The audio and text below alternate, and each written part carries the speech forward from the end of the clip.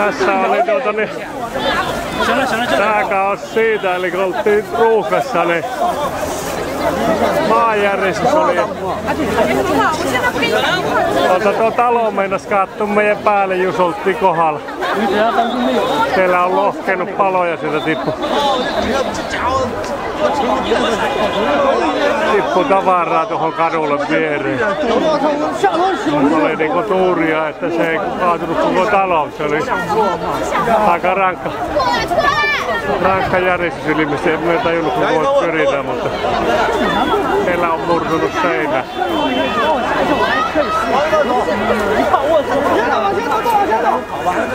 Oltiin kohdalla tuossa niin tuon korkeassa talossa, niin sieltä tuli porukkaa ulos.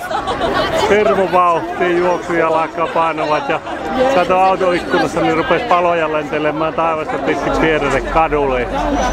Toikin lähdettiin painamaan tänne puistoon pikavauhtiin karkuun, ettei talo tuu niskaan. Meidän auto on just tuossa talon kohdalla.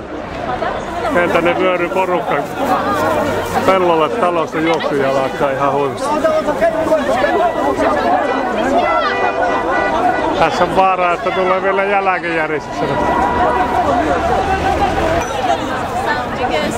Vierellä on korkeita taloja. Naapurityömaalla kävi noin ikään kuin.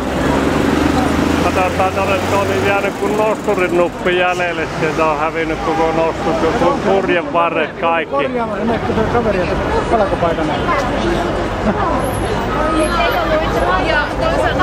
ole hävitetään kuntoon. Mihin se hävisi koko aisa, mutta sitten se on tyhjää vaan jäljellä.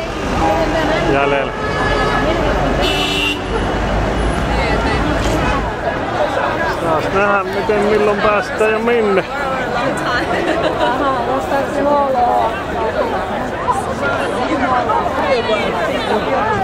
Täälläkin on kaikki painettu ulos ja niin kuin pitää mennäkin. Tuollakin oli äsken yksi nosturi, niin taas on tullut.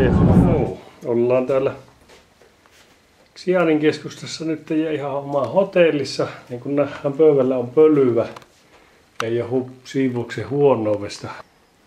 Nähdään mitä teki 7,8 Richterin maanjäristys 600 kilometrin päässä. Se tieto saatiin just tuossa. Niin 600 kilometrin päässä tapahtui tämmöistä täällä meidän hotellihuoneessa. Ja tuossa tosiaan niin tien varressa tuli talojen seiniltä rappauksia meidän melkein niskaan.